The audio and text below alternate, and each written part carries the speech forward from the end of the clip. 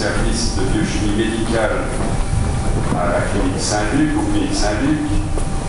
Il est docteur en sciences pharmaceutiques dans le domaine de la pharmacologie à l'UCL, diplôme obtenu en 1988. Il a séjourné 1 an aux États-Unis dans le laboratoire de Ray Ahlquist, qui est considéré comme le père des adrénorécepteurs alpha et bêta. Il a obtenu le diplôme de spécialiste en biologie clinique en 1993. Il enseigne à l'UCL la biochimie médicale, la toxicologie et la pharmacologie et pharmacocinétique en médecine, en pharmacie et en sciences biomédicales. Il est auteur ou co-auteur de près de 200 publications. Il a reçu en 2011 le prix Charles Pippinger Award pour une contribution exceptionnelle au monitoring thérapeutique des médicaments par une société internationale qui s'appelle International Association for Therapeutic Drug Monitoring and Toxicology. Pierre Walmach est passe-président de la Société royale belge de chimie clinique, il est passe-président de la Société belge et luxembourgeoise de toxicologie. Il n'est pas que passe, parce qu'il est l'actuel président de l'association internationale dont j'ai cité le nom il y a un instant. Il occupe la fonction d'éditeur associé dans la revue nord-américaine Clinical Biochemistry depuis 2009 et, comme vous le savez, il est membre associé de notre académie depuis 2012. La lecture que Pierre Walmach va nous donner ce matin est intitulée « Perspective de progrès dans le suivi thérapeutique de certains médicaments, nouvelle approche de médecine personnalisée ». Monsieur Walmach, je vous donne la parole.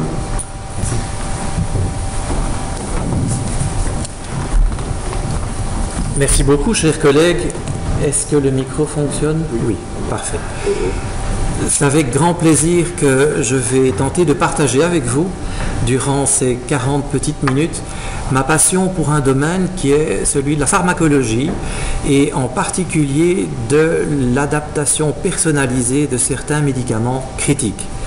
Alors, ça fait un peu plus de 30 ans maintenant que je travaille dans ce domaine et c'est bon, à titre d'introduction, peut-être de rappeler que cette activité s'inscrit au sein de la biologie clinique. La biologie clinique, comme vous le savez probablement, est une discipline en grande mutation. Elle est certainement sous pression, diverses pressions économiques. Chaque année, on a des financements qui se réduisent. On doit également rencontrer, et c'est tout à fait normal, les critères de qualité, l'accréditation des laboratoires, respecter des normes ISO internationales. Et en plus, on est confronté, et on a, Dieu merci, de nombreux marqueurs biologiques qui apparaissent chaque année. Pas seulement des marqueurs, mais aussi des technologies qui n'arrêtent pas d'émerger et de devenir de plus en plus performantes. Et donc c'est l'occasion, je pense, ou jamais, de se repositionner, de prendre un peu de recul et de se poser la question comment pouvons-nous organiser mieux notre activité de biologie clinique dans un contexte tel que je viens de vous le décrire, remettre en question peut-être le rôle du biologiste au sein de notre société. Ce n'est pas qu'une réflexion belge, c'est une réflexion qui existe dans tous les pays du monde et qui font l'objet d'ailleurs de nombreuses réflexions sous forme de publications. Le risque est évidemment le patient. C'est le patient qui est au centre de nos préoccupations. C'est l'objet également de publications. J'ai voulu reprendre ici comme exemple un papier tout récent de la revue Clinical Biochemistry qui démontre quelque chose qu'on pouvait déjà plus ou moins deviner, que les erreurs de laboratoire, qui malheureusement existent encore toujours, ne sont plus tellement au niveau de la phase analytique, grâce à l'automation, grâce aux performances dont je vous ai parlé, mais bien au niveau de la phase pré-analytique, incluant les heures de prélèvement, les informations sur le type de tube qu'il faut utiliser, la stabilité de l'échantillon, etc. Et erreur aussi relativement importante au niveau de la phase post-analytique, c'est-à-dire le délai de rendu des résultats ou encore les manques d'interprétation des résultats fournis. On voit que finalement peu d'erreurs sont réellement dues à la mauvaise connaissance ou à l'incompétence, mais surtout dues à l'organisation générale des laboratoires. Donc il y a un risque.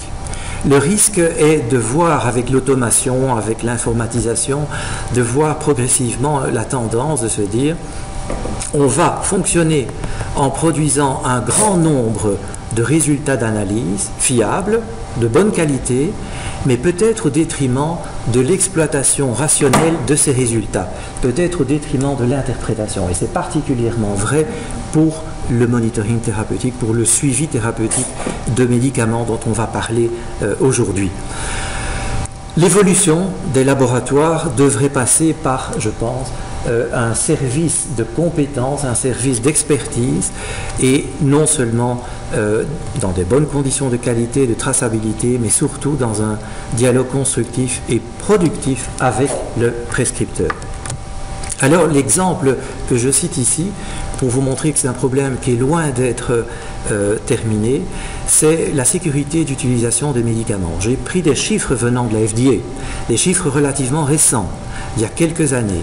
Vous savez que dans les causes de décès, il y a les problèmes d'origine iatrogène.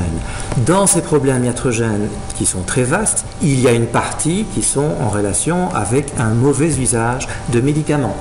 Et selon ces sources de la FDA, entre 5 et 10% des hospitalisations seraient dues à une mauvaise utilisation de médicaments, causée par des interactions médicamenteuses, des mauvais choix de schémas thérapeutiques, ou encore une méconnaissance de certaines sous-populations que peuvent être les personnes âgées ou que peuvent être aussi les jeunes enfants.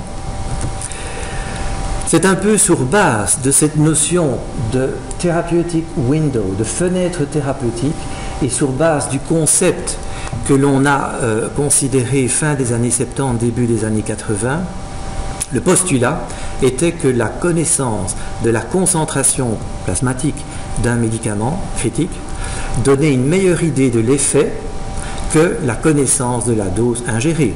Aujourd'hui, ça paraît évident, à cette époque-là, ça ne l'était pas. Ça peut se décrire en fonction de ces probabilités de voir une meilleure efficacité et une moindre toxicité. C'était appliqué avec succès pour beaucoup de médicaments, certains qui sont presque plus prescrits aujourd'hui, comme la digoxine, la théophiline, mais d'autres encore largement utilisés, comme les immunosuppresseurs, les antiépileptiques ou encore d'autres classes de médicaments. Et on peut dire que le monitoring thérapeutique, les Anglais disent therapeutic drug monitoring, ou le suivi thérapeutique, a contribué à la médecine personnalisée. Alors les critères, on ne va pas le faire pour tous les médicaments, bien sûr.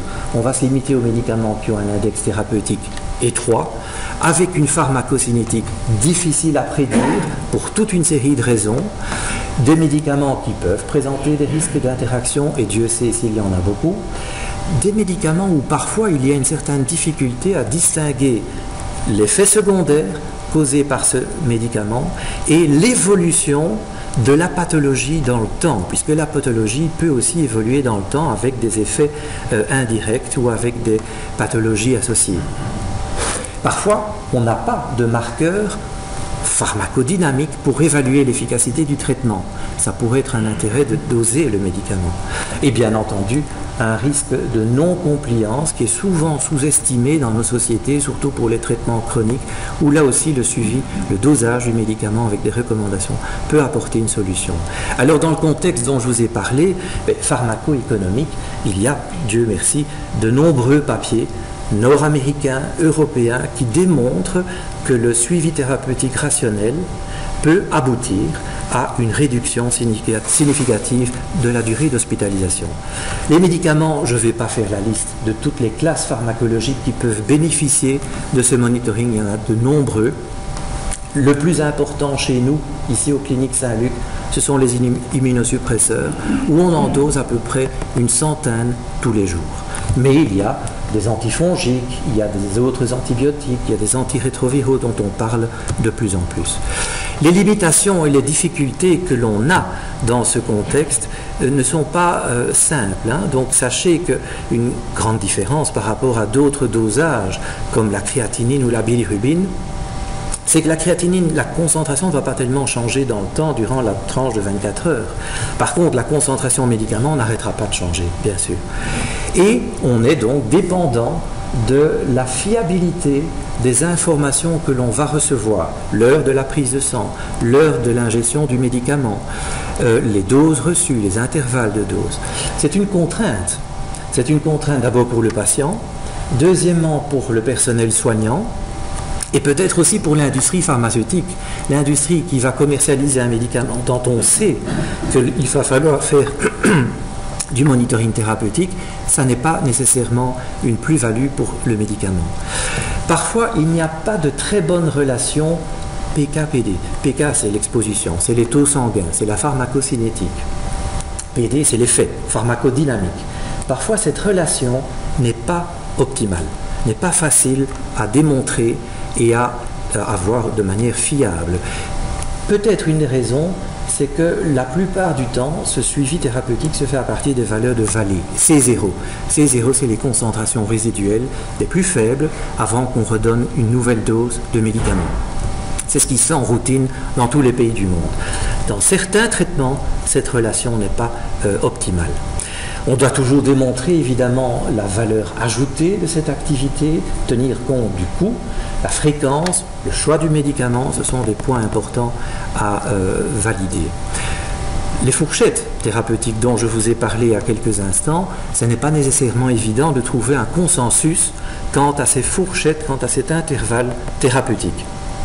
Peut-être parce que tout simplement les méthodes analytiques qui vont être utilisées pour ces dosages de médicaments peuvent elles-mêmes présenter des variations importantes en termes de concentration. Et de telle sorte que je crois qu'on peut dire aujourd'hui que l'utilisation de ce monitoring thérapeutique n'est pas optimale dans les différents coins du monde. Dans certains pays, on va l'utiliser de trop, aux États-Unis, dans d'autres, on va l'utiliser trop peu, et parfois, il n'y a pas d'homogénéité.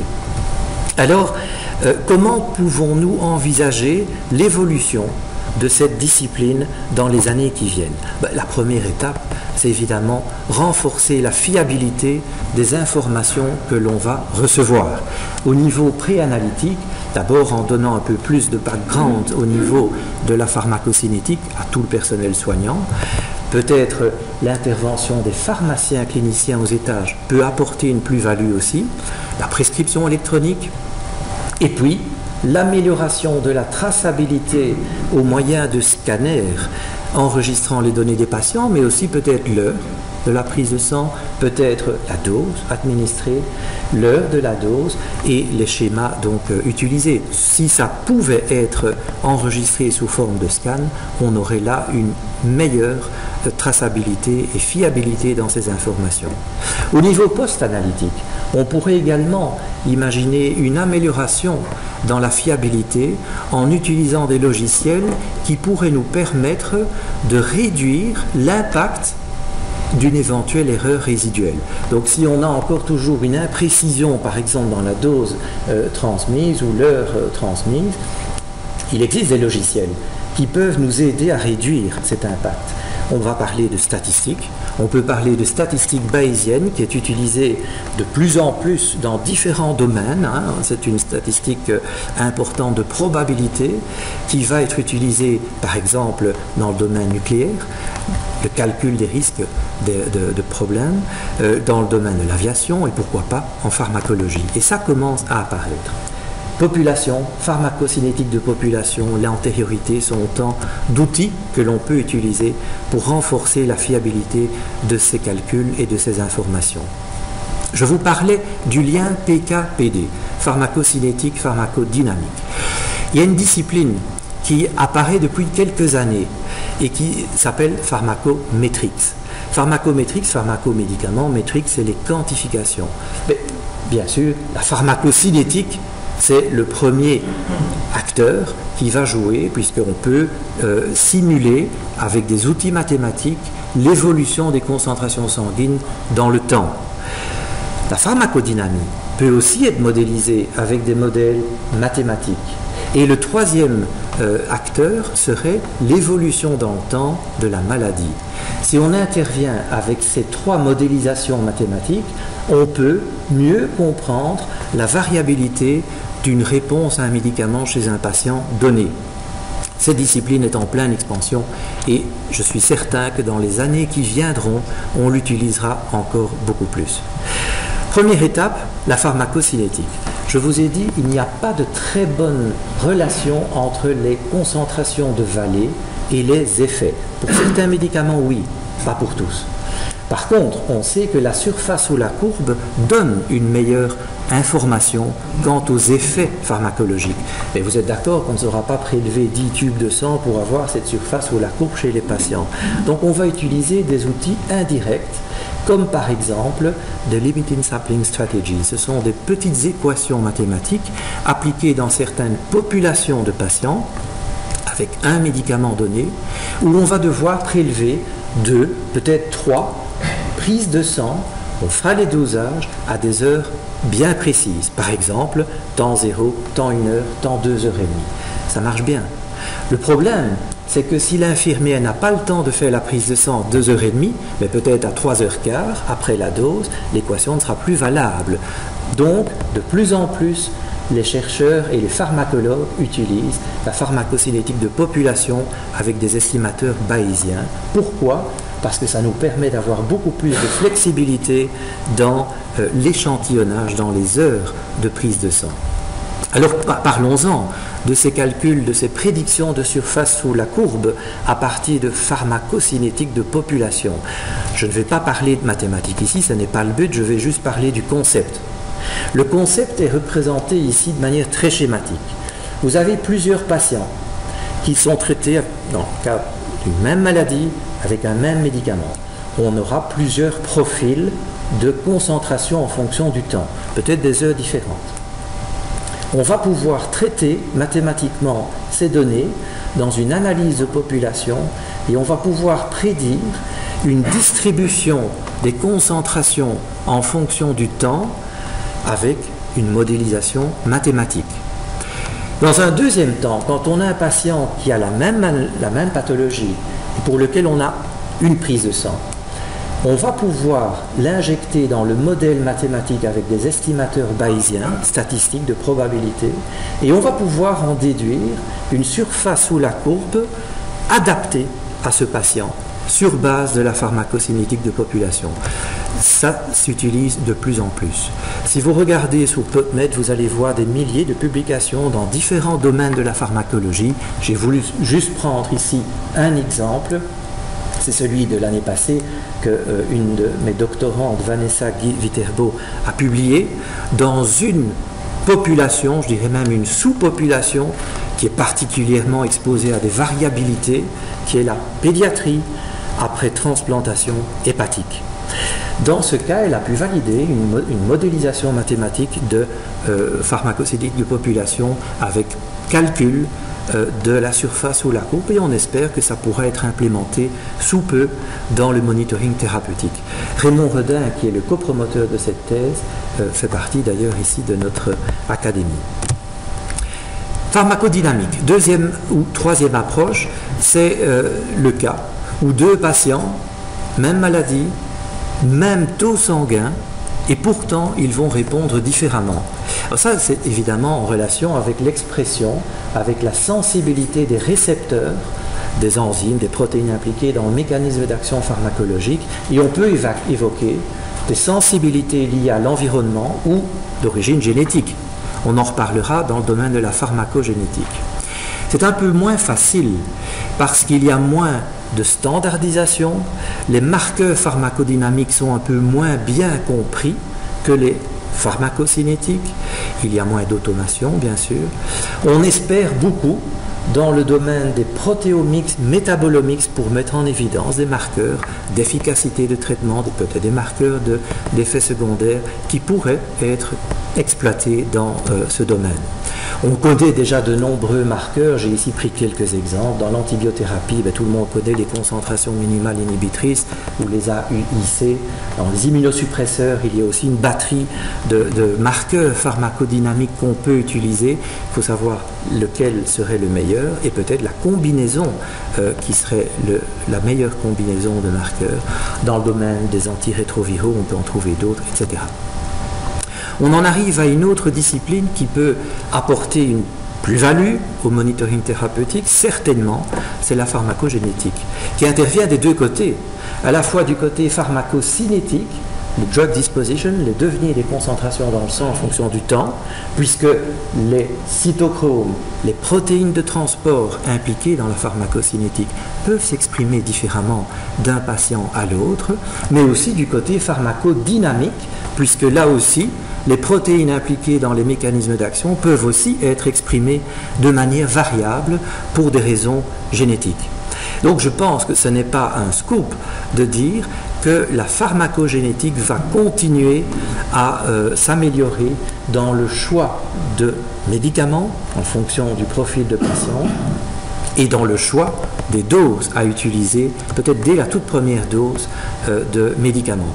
Alors, à titre d'exemple, j'ai repris ici une publication qu'on a publiée il y a déjà quelques années sur des guidelines qui ont été publiés dans une revue américaine de transplantation, des guidelines de dosage de tacrolimus chez les patients transplantés rénaux, puisque à l'UCL, chez nous, au Clinique Saint-Luc, tous les patients en liste d'attente pour une transplantation, on va les génotyper pour savoir s'ils expriment le cytochrome 3 à 5, il y a 5 à 10% de la population qui vont exprimer ce cytochrome 3 à 5, savoir comment ils vont exprimer la P-glycoprotéine.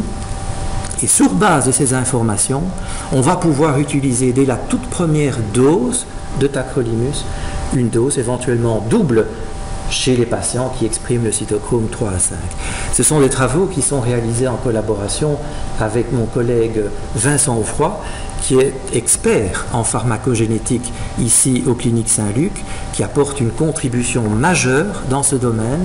Il fait partie de différentes commissions dans le domaine de la pharmacogénétique au niveau international ou national, et on a beaucoup de chance d'avoir son expertise parmi nous. Analytique, il ne faut pas croire que les choses sont classées, sont au point. On a encore des progrès à faire au niveau analytique. On doit doser ces médicaments. Il y a deux grandes approches. Il y a l'immunoanalyse avec des anticorps et il y a les techniques chromatographiques, de plus en plus avec la spectrométrie de masse. C'est un sujet chaud. C'est un sujet qui fait encore fort l'objet de publications. Il y a des papiers, j'ai repris ici un exemple récent en clinical chemistry reprenant les pros et les contras d'une approche versus une autre approche. Je ne vais pas dire quelle approche est la meilleure, ça va dépendre du laboratoire et de l'environnement. Mais ce que l'on devrait refuser, c'est qu'il y a encore des divergences de 20, 30, parfois plus % dans les concentrations observées selon la méthode utilisée. Il faudrait supprimer ces divergences, il faudrait créer probablement des consortiums pour optimaliser la standardisation avec ces méthodes, avoir des traceurs, avoir des calibrateurs certifiés internationaux, limiter les biais de calibration, limiter les interférences encore trop nombreuses dans ce domaine. Un petit clin d'œil, le dry blood spot. Tout le monde connaît le dry blood spot dans le domaine de la néonatologie, dans le domaine du dépistage néonatal. C'est une technique qui apparaît progressivement dans le domaine des dosages de médicaments, soit en pharmacologie, soit en toxicologie. Mais il y a des avantages. D'abord, c'est des très petits volumes de sang. Il y a une plus grande flexibilité, puisque ça pourrait être fait au domicile du patient, s'il était bien informé. C'est stable. Une fois que le papier buvard est sec, l'échantillon est stabilisé pour être envoyé par la poste. Il y a quelques problèmes techniques, mais qui sont en voie d'être solutionnés. Enfin, j'aborderai un autre point qui a fait l'objet de recherche dans notre laboratoire, c'est l'intérêt potentiel de dosage intracellulaire. On dose les médicaments dans le plasma, c'est bien, ça donne une bonne idée, mais ce n'est pas nécessairement dans le plasma que le médicament va agir. La plupart du temps, le médicament va agir à un niveau intracellulaire.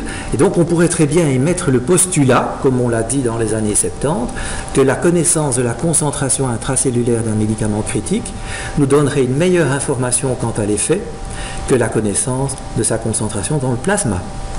Ça fait aussi l'objet de publications très récentes dans ce domaine pour différents types de médicaments. Mais là, on est face à une pharmacocinétique très différente de celle qu'il y a dans le plasma, puisque ce qui va régir les concentrations intracellulaires Mais ce ne sera plus tellement l'absorption, la distribution, l'élimination, ce sera le passage du médicament à travers ces membranes lipidiques qui sont les membranes cellulaires. Donc ce sont des caractéristiques physico-chimiques qui vont être prises en compte. Les médicaments qui sont ionisés ne vont pas passer de manière passive. Les médicaments de trop grande taille ne vont pas passer. Seuls les médicaments apolaires de petite taille pourraient diffuser passivement à travers les membranes. Il y a un autre processus qui est le transport actif au moyen de protéines de transport d'efflux ou d'influx. Ces protéines de transport, par définition, consomment de l'énergie, mais donc sont aussi saturables et peuvent aussi faire face à de la compétition entre différents médicaments. Et donc le profil de concentration en fonction du temps dans le plasma sera très différent du profil des concentrations intracellulaires qui en général est beaucoup plus plat que le profil plasmatique. On a voulu travailler sur ce projet aux cliniques Saint-Luc en prenant un exemple qui est celui du tacrolimus en transplantation rénale et hépatique.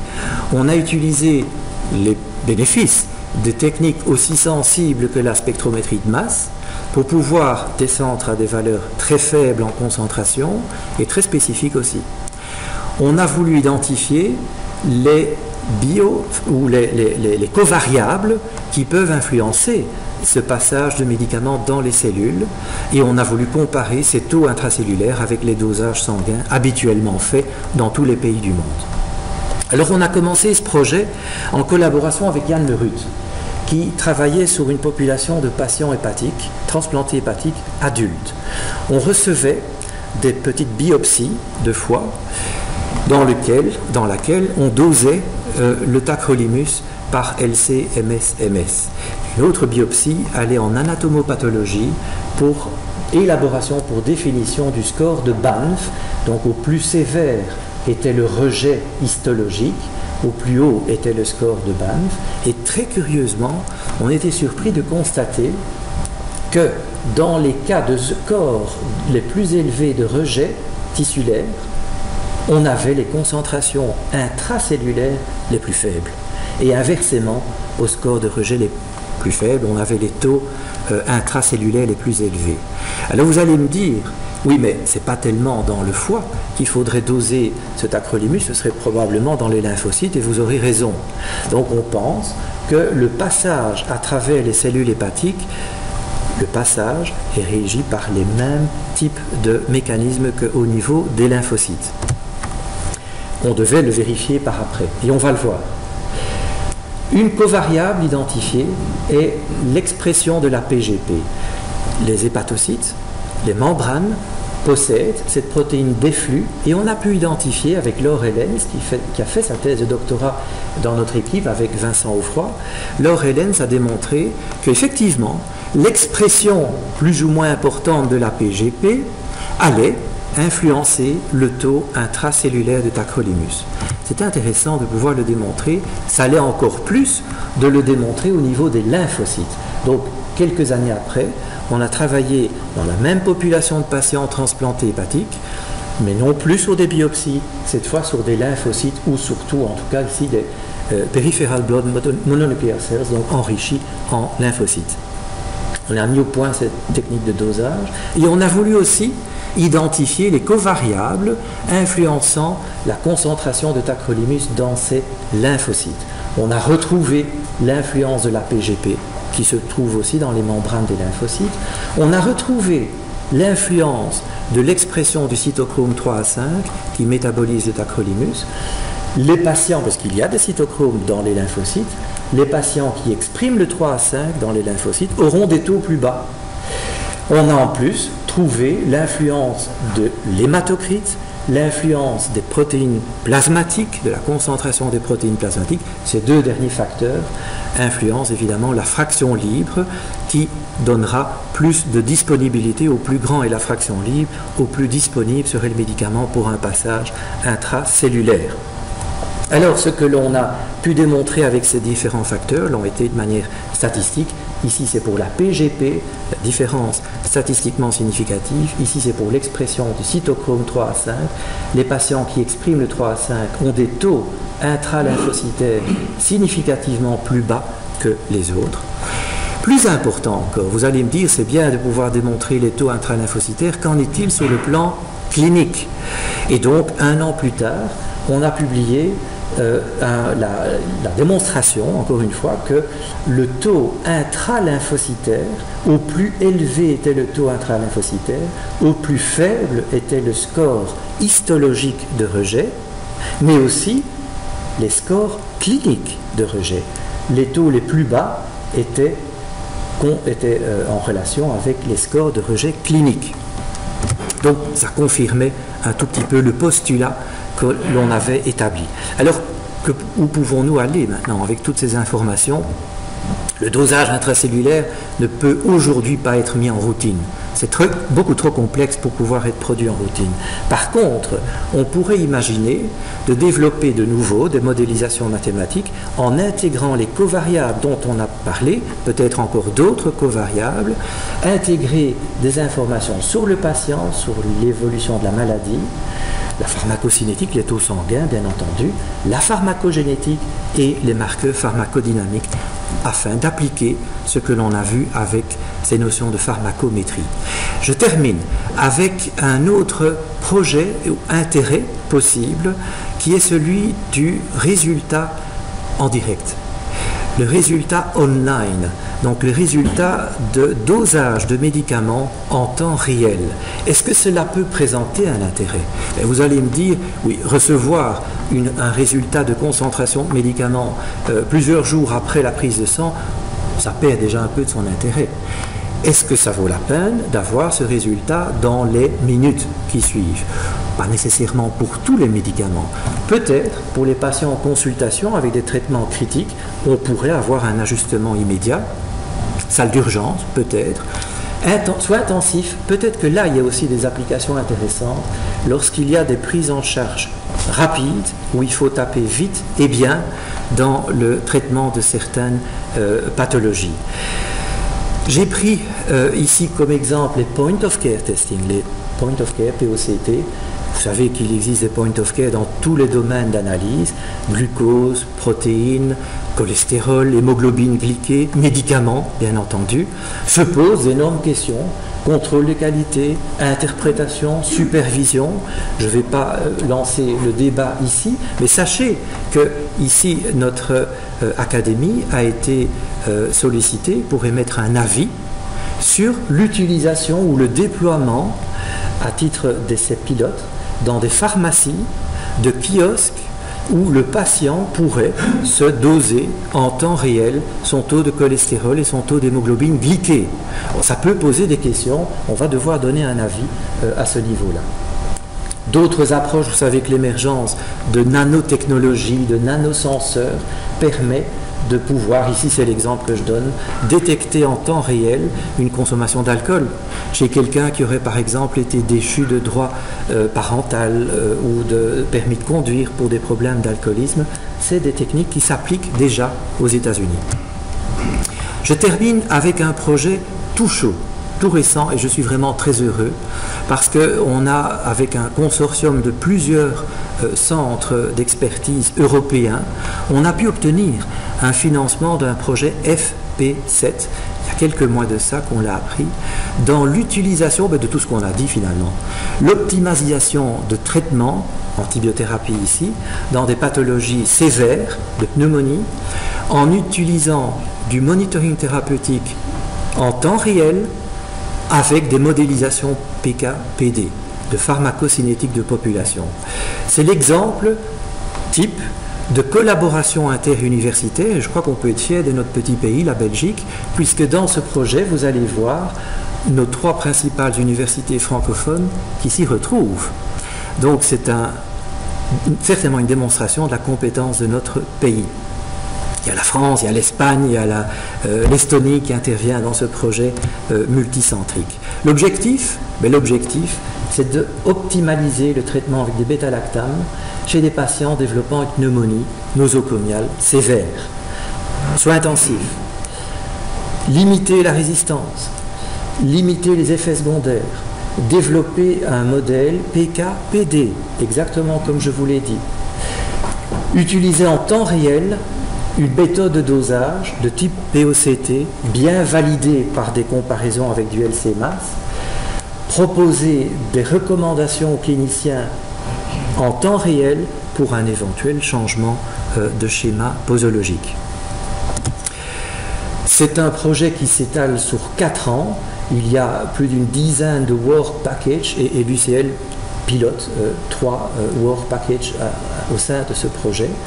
Plusieurs centaines de patients, adultes, pédiatriques, également des patients contrôle qui sont traités avec le standard of care, qui est aujourd'hui, on le sait, encore relativement empirique.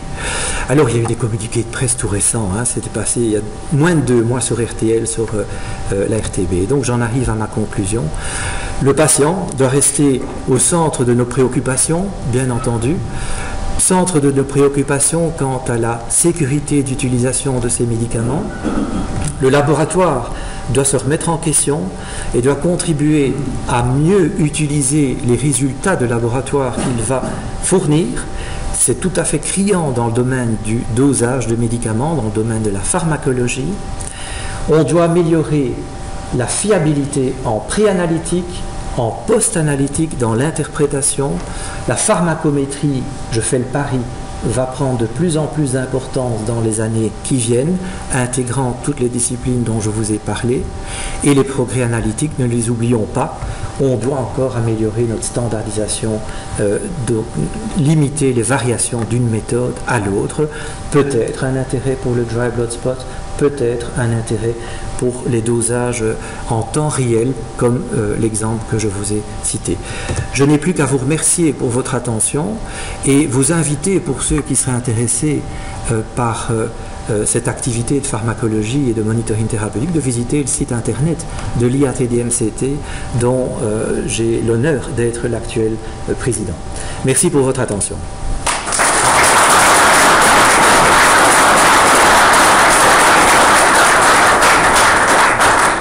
Merci, Monsieur Walmack, pour cette excellente présentation. Je suppose que nos cliniciens ont des questions. Les cliniciens qui se rendent compte que les gens des labos, ils pensent. Je ne sais pas comment il faut prendre cette remarque. Je dis ça d'une façon très positive, puisque je suis aussi un homme de labo. Comment c'est ? Oui.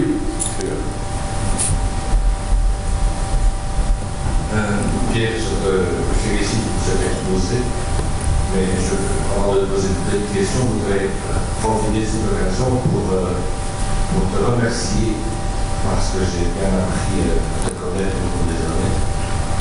J'ai appris à connaître ta disponibilité, la qualité de tes relations, ton ouverture aux questions posées par les cliniciens, et donc au total, une grande contribution, j'ai pu apprécier dans le domaine de la transplantation, tu me fais allusion, une grande contribution au progrès de la prise en charge des patients. Dans une brève question, tu as mentionné qu'il y a des cytochromes dans les lymphocytes. Moi, je me rappelle tout à fait.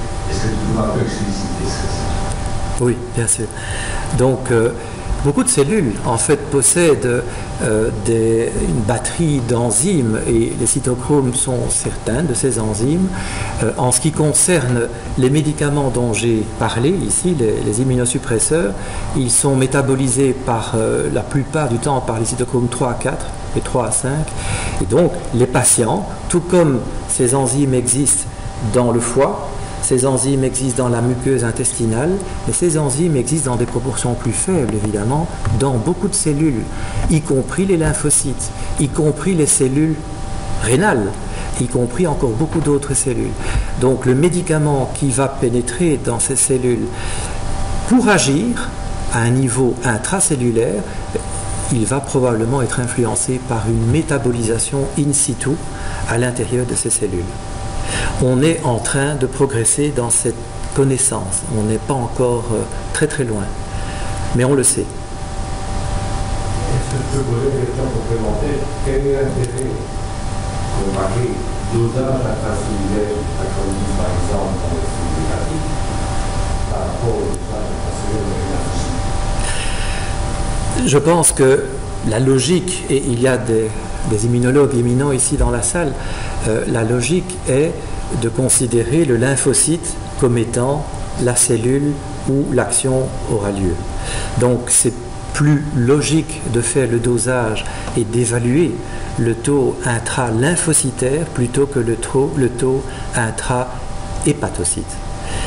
Maintenant, comme je l'ai évoqué, le passage à travers le lymphocyte peut très bien être semblable au passage à travers d'autres cellules. J'ai évoqué les protéines de transport qui existent à la fois sur les membranes des lymphocytes et sur les membranes des hépatocytes. Donc, on peut très bien avoir une information indirecte en le dosant dans les hépatocytes plutôt que dans les lymphocytes. Mais pharmacologiquement, le lymphocyte est l'organe cible. On a un projet semblable pour d'autres immunosuppresseurs comme l'acide mycophénolique, où on fait le dosage aussi donc intralymphocytaire. Je n'ai pas parlé ici.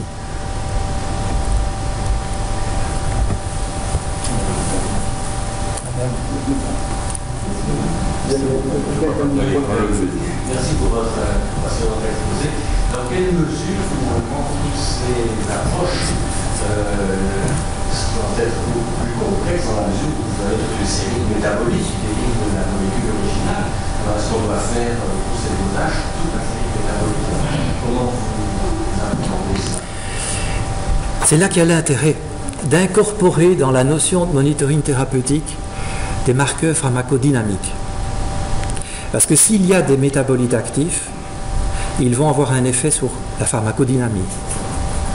Donc si on incorpore des marqueurs d'efficacité, des marqueurs de réponse, à la limite peu importe la molécule chimique qui sera à l'origine de cette influence, ce sera l'effet complet qui va être mesuré. Maintenant, c'est vrai qu'on pourrait doser, et ça se fait, pour certains médicaments, on dose en plus de la substance mère, on va doser certains métabolites, parce qu'on sait qu'ils sont actifs. Ça se fait pour certains médicaments. Oui, ce serait peut-être une question un peu moins doctrinale dans cette grande assemblée de gens docteurs, disons. Je voulais savoir ce que vous pensiez de la chronopharmacologie. Pour la personnalisation du traitement, moi c'est un sujet qui m'intéresse très fort. Mais ça, je comprends votre intérêt parce que c'est passionnant. Par exemple, au niveau de la cortisone, oui. Quand on est pris le matin, oui. Oui. Les effets secondaires oui. sont beaucoup moins que quand on la donne n'importe quoi. Absolument. Et vous avez 1000 fois raison.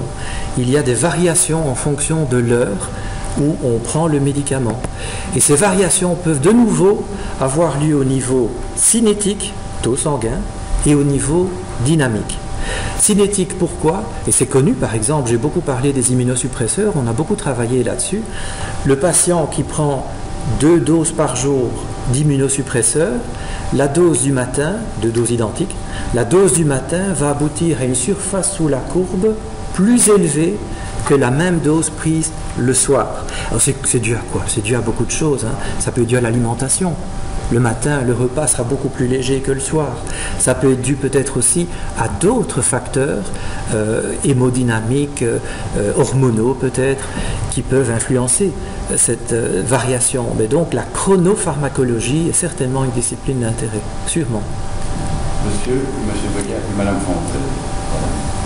Je viens aujourd'hui vous poser la question en regardant sur votre site l'association internationale, j'ai vu très peu de travaux concernant l'oncologie médicale où il y a effectivement tendance à rester dose d'exposition, parce que vous évoquez par rapport au prix du coût et à la toxicité de ce produit et à l'impact sur la santé. Est-ce qu'il y a effectivement beaucoup de travaux actuellement? Oui. Oui, absolument. Et vous avez tout à fait raison de le souligner. Et pas plus tard que la semaine passée, j'ai eu une conférence téléphonique avec le bureau de l'association internationale et on a décidé de créer un nouveau comité scientifique au sein de cette association qui est dédié à l'oncologie. Donc, il y a fort à parier que dans les mois qui viendront, on aura une réactivation de ce domaine qui est celui de l'oncologie, de la pharmacologie oncologique. Monsieur Beguin.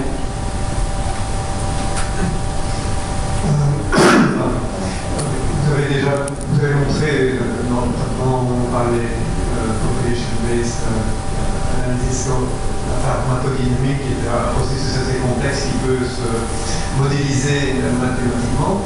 Maintenant, ces modèles fonctionne, je suppose, dans une population patiente qui est relativement stable.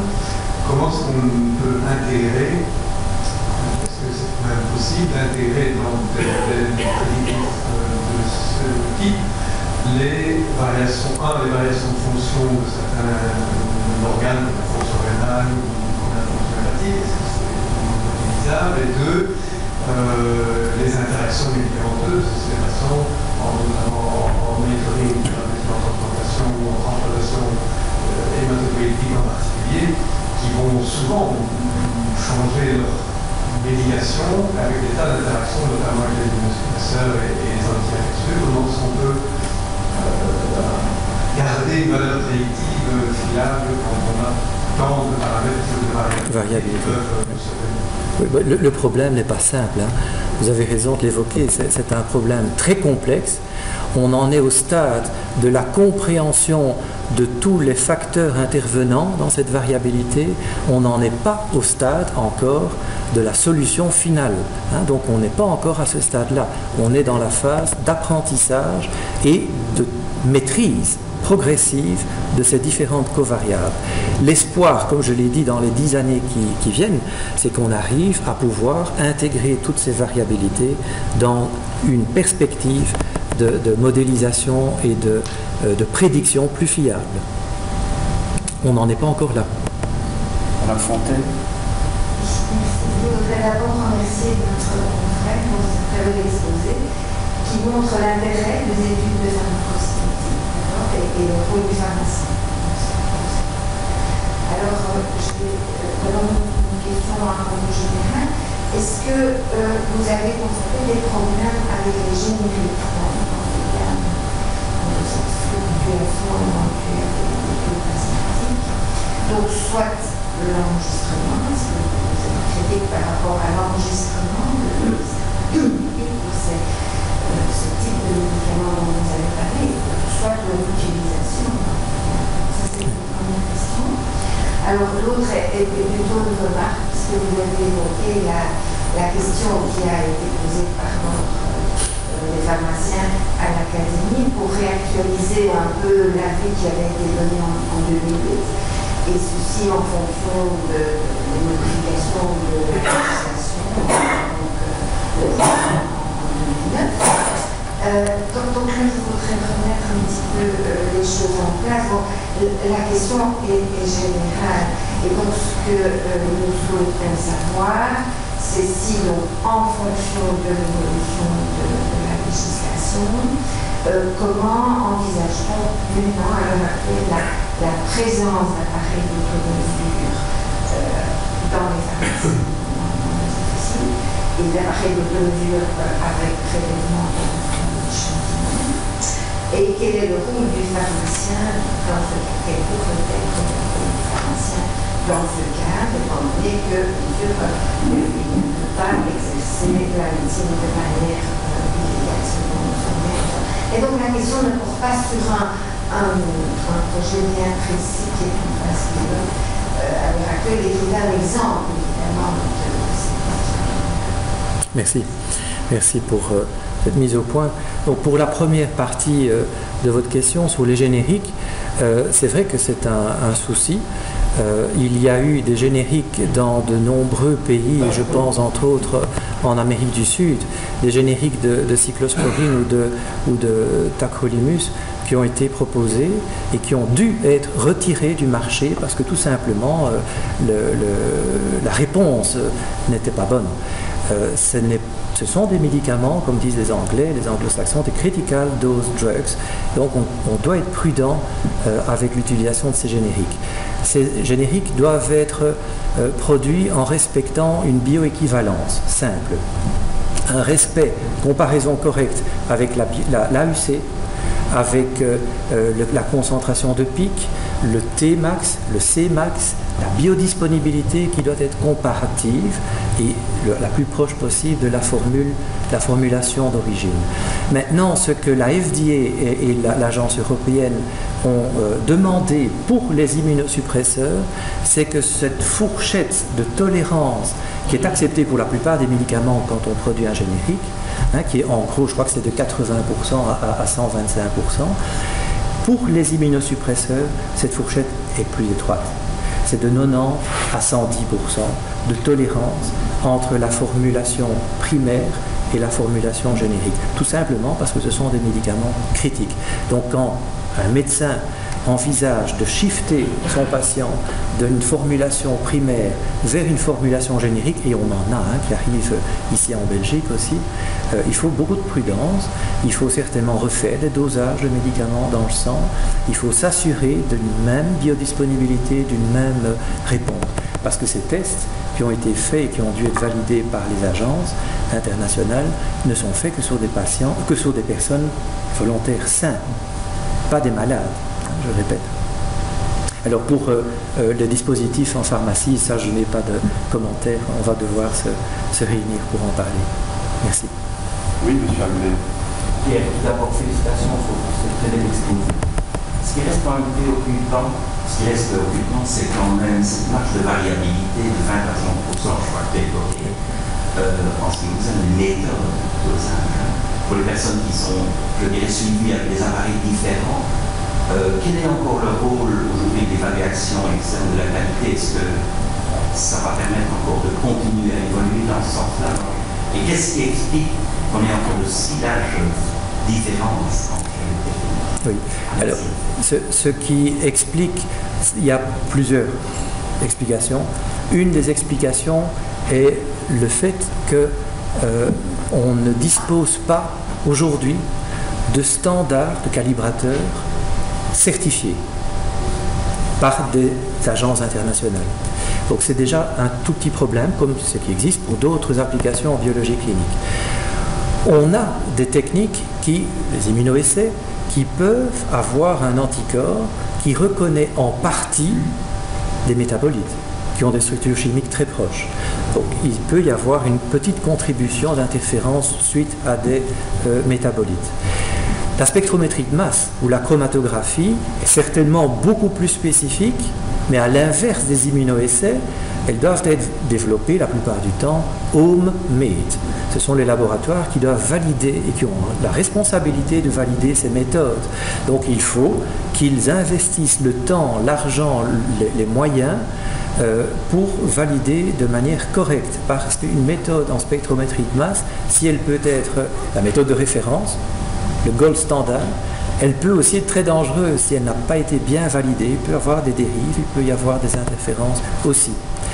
Et puis enfin, il y a certainement aussi, et ça c'est démontré par les contrôles de qualité internationaux, on voit, il y a une dizaine ou une douzaine de techniques qui existent, on voit qu'il y a des variations qui peuvent aussi exister de lot à lot, avec les kits commercialisés par de nombreuses firmes.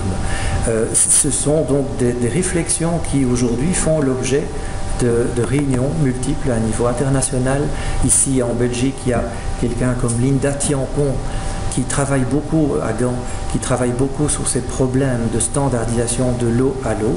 Au niveau international, on a aussi des réunions multiples pour essayer de ramener toutes ces méthodes, et l'industrie elle-même, l'industrie est demandeuse de pouvoir essayer d'avoir une meilleure standardisation. Je crois qu'on y arrivera. On est arrivé pour d'autres marqueurs, pourquoi pas pour les médicaments. Dernière question chez M. Fleming. Une félicitation pour votre exposé. Quand on est un comité de sélection, on voit le CV, on voit donc les publications, mais c'est un exposé pareil, didactique et excellent, qui dépose vraiment la carte de visite définitive. Encore une fois, bravo. Maintenant, la question concrète, tout à la fin de votre résumé, vous dites dans la dernière phrase, donc cette thérapeutique critique avec en outre des retombées favorables en termes pharmaco-économiques. Oui. Si vous pourriez expliciter, ou est-ce que vous êtes si optimiste que dans le contexte actuel vous voyez quelque chose de positif? Et le deuxième, c'est quand même que votre exposé montre l'état de médecine dans le nord, l'hémisphère nord, et même dans l'Europe de manière des élections quand même, sur le 28, sur la médecine de maximum 12-14 pays. Il y a d'autres où on n'a pas l'intérêt, la culture, ni l'argent pour pouvoir suivre le chemin que vous avez dressé ici. Est-ce que pour votre étude, dont vous avez montré la composition de notre équipe coopérateur, avec comme grande surprise positive un groupe estonien. Donc, est-ce que vous avez le soutien européen? Est-ce que le mastodonte de l'Europe vous donne de l'argent ou est-ce que c'est l'initiative de ce groupe? Ça m'intéressait, disons, anecdotiquement, mais quand même, demain on vote et c'est le genre de situation où l'Europe devrait pouvoir soutenir les initiatives pareilles. Oui, oui, tout à fait. Donc, dans le cas du projet européen, chaque participant de ce consortium interviendra de manière très active et bénéficiera du financement, d'une partie du financement que j'ai évoqué, donc des 6 millions d'euros. Donc l'Estonie va recevoir une partie qui est très active pour justement recruter des patients et appliquer ce projet dans leur centre. Alors c'est vrai que ça n'est pas homogène dans tous les pays, c'est vrai que tous les pays ne disposent pas des équipements dont j'ai fait référence, que ce soit en biologie moléculaire pour la génétique ou que ce soit pour la spectrométrie de masse. Maintenant, une chose qui peut-être n'est pas assez bien comprise aujourd'hui, c'est que quand on maîtrise bien la pharmacocinétique, quand on maîtrise bien la pharmacologie ou la toxicologie dans tous ces détails, on pourrait, je ne dis pas toujours, mais on pourrait déjà donner des conseils très pertinents, même sans dosage. Même sans dosage. Et ça, il ne faut pas alors avoir des équipements extraordinaires. On pourrait éviter beaucoup d'interactions médicamenteuses, on pourrait éviter beaucoup de sous-dosage ou de surdosage si on sait qu'un enfant d'1 an va avoir un métabolisme très différent que celui d'un enfant de 4 ans. Ce sont des compétences, et ces compétences n'ont pas besoin d'équipement. Vous m'aviez posé encore une autre question, mais je ne sais plus.